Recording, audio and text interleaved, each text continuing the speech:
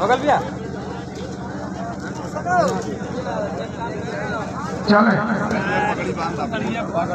देखिए हमारे बीच में आदरणीय हमारे दया यादव जी नगवा पे जो प्राचीन व्यायामशाला गिरहू सरदार अखाड़े के उस्ताद आदरणीय श्री दया यादव जी हम लोगों के बीच में उपस्थित है। मैं आपका भी वंदन अभिनंदन स्वागत करता हूं।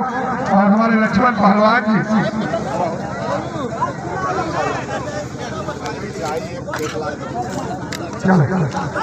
और मैं चाहूंगा लक्ष्मण पहलवान 2 मिनट आप जो है हम लोगों को इस दंगल के विषय में अपना वीडियो हम लोगों के बीच में बनाएंगे। लक्ष्मण पहलवान आज हम परौरा के दंगल में आए और यहाँ पे हमारे बेटे बड़े हमारे भैया लोग हैं और हमारे नेताजी सभी लोगों से बहुत अच्छा प्यार दुलार मिला। इन लोगों का अच्छी तरह आशीर्वाद वापस लोग सभी लोग ऊपर बना रहे। बाबा विश्वनाथ की